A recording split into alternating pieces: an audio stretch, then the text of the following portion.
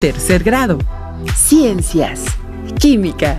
¿Cómo represento y explico la formación de compuestos iónicos y moleculares?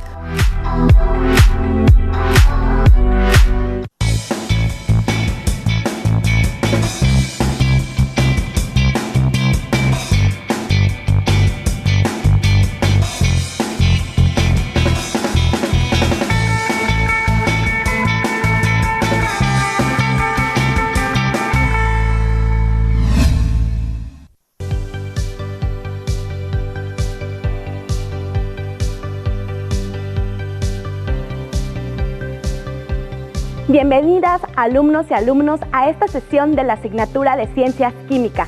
Es un gusto estar con ustedes en Aprende en Casa 3 para descubrir juntos el maravilloso mundo de la ciencia. Mi nombre es Lidia Ramírez Cruz. Y el mío, Álvaro Fernando Calderón. Recuerden, la emergencia sanitaria no ha terminado. Quédense en casa en la medida de lo posible. Lávense las manos frecuentemente con suficiente jabón por al menos 20 segundos. Si no disponen de agua y jabón, utilicen gel con una concentración de 70% de alcohol. Antes de iniciar, queremos compartir con ustedes una frase de Linus Carl Pauling. La ciencia no puede ser detenida. El hombre acumulará conocimientos sin importar cuáles sean las consecuencias. Y no podemos predecir cuáles van a ser. La ciencia seguirá avanzando, ya seamos pesimistas o seamos optimistas como yo. Sé que se podrán hacer y se harán grandes, interesantes y valiosos descubrimientos, pero también sé que se harán descubrimientos aún más interesantes que no tengo imaginación para describir, y los estoy esperando, lleno de curiosidad y entusiasmo. En esta sesión reflexionarán sobre la formación de compuestos iónicos y moleculares mediante la representación de reacciones químicas sencillas, y utilizando modelos para observar y comparar sus propiedades. También utilizarán la estructura de Lewis, que revisamos en sesiones anteriores, para representar las uniones entre átomos. Finalmente, van a considerar los valores de electronegatividad para saber si se trata de un compuesto iónico o molecular. Registren las dudas, inquietudes o dificultades que surjan al resolver los planteamientos de esta sesión. Los cuestionamientos con respecto al tema de la formación de compuestos iónicos y moleculares los pueden resolver al revisar los ejemplos que aparecen en su libro de textos, al reflexionar en torno a los problemas que se presentarán y al realizar la actividad planteada en la sesión como reto. Además, los pueden consultar con su maestra o maestro de la asignatura de Ciencias Química. ¿Sabían que el propósito de la química cuántica es predecir las propiedades físicas y químicas de las moléculas, basándose únicamente en la disposición de sus átomos en el espacio, lo que evita tener que hacer largos y costosos experimentos en laboratorios que llevan una gran cantidad de tiempo y recursos? De esta manera, se pueden obtener medicamentos y vacunas en un tiempo mucho más corto. Los materiales que vamos a utilizar en esta sesión son los siguientes: su libro de texto de Ciencias con énfasis en Química, su cuaderno de notas de la asignatura con la fecha y el título de nuestra sesión. En este espacio queremos compartir con nuestros compañeros docentes algunas ideas, sugerencias y recursos para que en la medida de lo posible las utilicen en la enseñanza de este y, por qué no, de otros temas con sus alumnos, con los que esperamos tengan contacto frecuente. En esta ocasión queremos compartir 3 programas también llamados software educativo, de distribución gratuita y uso libre, que nos han ayudado en el desarrollo de estos temas y que esperamos les sean muy útiles. El primero es una tabla periódica 2021, interactiva, que pueden encontrar en la tienda de aplicaciones para su celular y en la dirección electrónica que aparece en su pantalla. La segunda es un conjunto de simulaciones para la construcción de átomos y moléculas, disponibles en la tienda de aplicaciones en la siguiente dirección electrónica. Y la tercera, un programa muy completo de modelado de moléculas en 3D, disponible en su versión gratuita y para su uso estrictamente educativo en la siguiente página. Cuando hablamos de átomos o incluso partículas más pequeñas que participan en los enlaces químicos y permiten la formación de una gran cantidad de materiales con características y propiedades variadas, nos encontramos con la dificultad de no poderlos observar directamente. Por lo tanto, debemos recurrir a los modelos, que a pesar de ser representación de lo que sucede, a esta escala subatómica y aunque no son realistas, nos permiten explicar los procesos en la formación de compuestos. A lo largo de las sesiones hemos utilizado diferentes modelos para explicar la naturaleza, estructura y propiedades de los materiales. Comenzamos con el modelo corpuscular, el modelo atómico, el diagrama de Lewis, los modelos de enlace químico, iónico y covalente, donde se ceden o comparten electrones, y finalmente las ecuaciones químicas, que describen de una manera sencilla lo que ocurre durante una reacción química. La importancia de estos modelos es que nos permiten un acercamiento de una manera más sencilla a temas abstractos y complejos, de forma que se puedan explicar mediante ejemplos la generalidad del proceso, para después aplicarlo en situaciones concretas. Actualmente, los modelos generados mediante computadora, como realidad aumentada, simulaciones o modelos tridimensionales, amplían aún más las posibilidades en la comprensión de estos temas. Es precisamente con el uso de estos recursos que retomaremos los temas mencionados. Observen con atención el siguiente gráfico. Es el orden en el que les presentaremos de manera integrada los diferentes modelos y las representaciones para comprender mejor la formación de compuestos iónicos y moleculares. Comenzaremos con el modelo atómico de Bohr, por ser el más sencillo. En él identificaremos el número de protones, neutrones y electrones, y si se trata de un átomo neutro o un ion. Después, continuaremos con el diagrama de puntos y cruces de Lewis, para poder observar detalladamente la interacción entre los átomos para formar compuestos y las partículas que participan en la unión. Enseguida distinguiremos las propiedades de los enlaces iónicos y moleculares. Más adelante, representaremos la formación de estos compuestos mediante una ecuación química y nos aseguraremos que cumpla con la ley de la conservación de la materia. Finalmente, analizaremos la diferencia entre los valores de electronegatividad para comprobar el tipo de enlace que se presenta, es decir, si se trata de un compuesto iónico o molecular. Observen con atención el video y reflexionen. ¿Qué semejanzas y diferencias existen entre el modelo de Bohr y el diagrama de Lewis?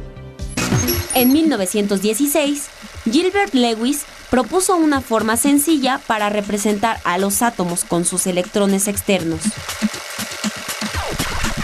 En los diagramas de Lewis, el símbolo químico del elemento representa al núcleo y a los electrones internos.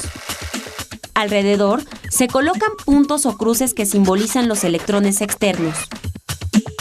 Lewis también propuso que cuando algunos átomos se unen, comparten un par de electrones externos. Si esto sucede, se forma una molécula.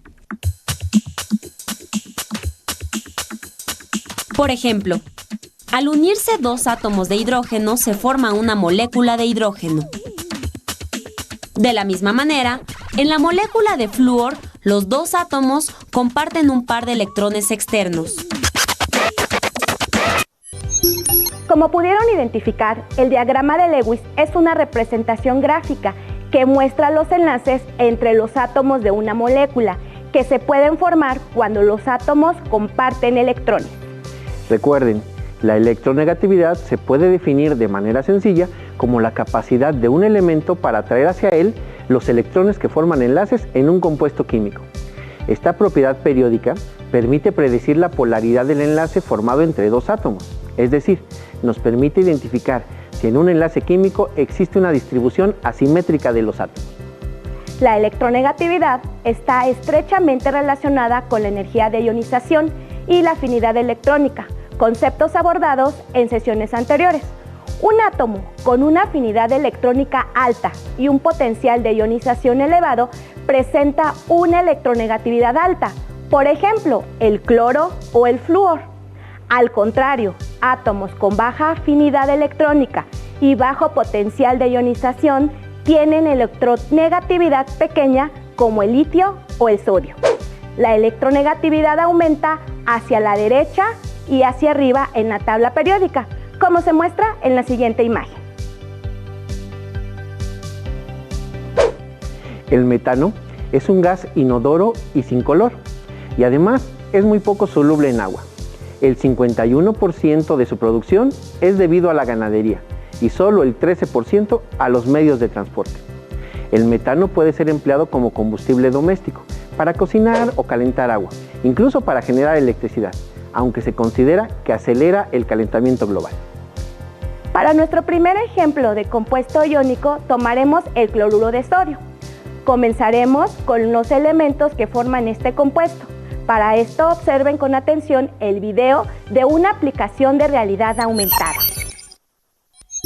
Para nuestro primer ejemplo tenemos al sodio y al cloro. Estoy utilizando una aplicación de realidad aumentada. Del lado izquierdo tenemos el átomo de sodio con su número atómico 11 y tiene 2 electrones en su primer nivel energético, 8 en el segundo y 1 solo en el tercer nivel, que incluso aparece de un color diferente. Del lado derecho tenemos al cloro con su número atómico 17. Tiene 2 electrones en su primer nivel energético, 8 en el segundo y 7 en el último. Recuerden que para los enlaces químicos solo participan los electrones del último nivel energético.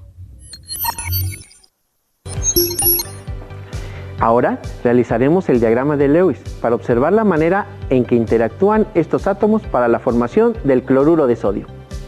Vamos a comenzar. Adelante, maestra. ¿Voy colocando, maestro? Adelante, colocamos en primer lugar el símbolo del sodio. Recuerden que en el diagrama de Lewis solo se colocan los electrones del último nivel. Y estos van de acuerdo al número de su grupo. Sodio grupo 1, un electrón en su último nivel. Enseguida, vamos con el cloro, maestro. Adelante, ponemos el cloro. Recuerden, cloro grupo 17 tendrá entonces 7 electrones en su último nivel. ¿Los colocamos, maestra? Claro que sí. Y vamos a ir. Aquí ya se me había quedado pegado uno, maestro. Así es. Voy colocando los electrones de valencia. Así es, 7 para el cloro, recuerden. Y los colocamos por pares, ¿cierto, maestro? Así es, esta es una característica del diagrama de Lewis. Completo. Completo. Lo importante aquí, observen, 8 electrones, un compuesto estable. Observen la ecuación de la reacción química. Colocamos los coeficientes necesarios para que cumpla con la ley de la conservación de la materia y comprobamos que tanto hay en reactivos como en productos, de manera que el número total de átomos de cada elemento sea el mismo. Después, realizamos la diferencia de electronegatividades de acuerdo con la tabla vista anteriormente y los valores de referencia para cada tipo de enlace. Finalmente, recuerden que aunque simplificamos la formación de un compuesto iónico con la ecuación química, en realidad se forman redes unidas por la atracción electrostática entre los átomos. Para nuestro siguiente ejemplo de un compuesto molecular, tomaremos el metano, un gas que se encuentra normalmente en la atmósfera en bajas concentraciones, pero que ha ido en aumento por la actividad ganadera. Comenzamos con los elementos que forman este compuesto. Para esto, observen con atención el siguiente video. Para nuestro siguiente ejemplo, vamos primero con los átomos que necesitaremos. Vean, en la parte superior izquierda aparece el número de protones, neutrones y electrones. En la parte superior derecha aparece la tabla periódica con los símbolos de los elementos correspondientes. Y un poco más abajo, la carga neta, es decir, si se trata de un átomo neutro o un ion. El primero que necesitamos es el hidrógeno. Para eso solo es un protón y un electrón. Y tenemos nuestro átomo de hidrógeno, nuestro átomo neutro. El siguiente es el carbono. Observen, cada vez que aumentamos un protón, el nombre del elemento cambia hasta llegar al carbono con 6 protones. En este caso agregamos los neutrones, que también son 6.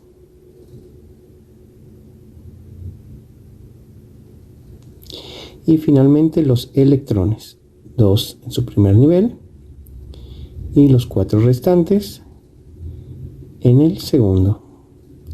De este modo tenemos nuestro átomo de carbono.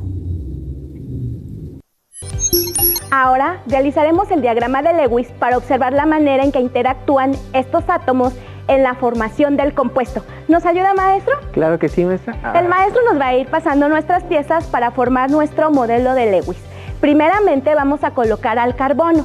Se coloca en el centro al ser el elemento unitario. El carbono es tetravalente, quiere decir que tiene 4 electrones de valencia en su último nivel orbital y pertenece a la familia 14. Adelante, maestro, continuamos. Claro. Para formar el compuesto del metano necesitamos 4 hidrógenos que irán enlazados con cada uno de los electrones de valencia del carbono. Recuerden que el hidrógeno es un no metal y se encuentra en forma de gas y solamente tiene un electrón de valencia. Le vamos a ir dando estructura a nuestra fórmula, a nuestro diagrama, y si se dan cuenta, los electrones se van colocando por pares. Esta es la manera correcta de ir formando este diagrama. Completo nuestro diagrama, maestro. Muy bien. Perfecto. Observen con atención la formación de la molécula de metano en el siguiente video. Ahora tenemos los átomos necesarios para la formación de nuestro compuesto. Vamos a tomar un átomo de carbono y 4 átomos de hidrógeno.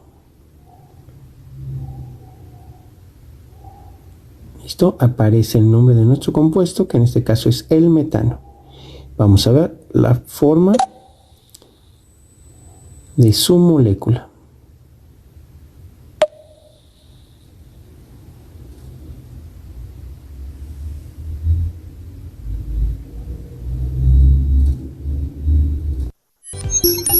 Ahora, observen el siguiente video con el modelo en 3D de la molécula de metano, donde se aprecian los valores de los ángulos entre átomos y la geometría de la molécula.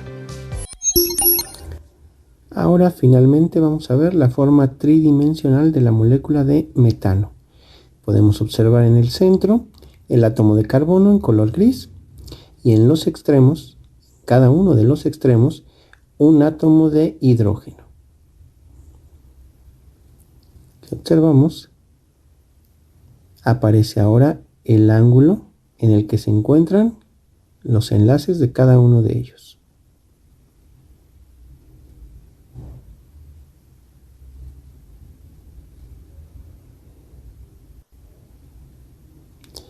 Y en la parte inferior aparece la geometría de la molécula, que en este caso es tetraédrica.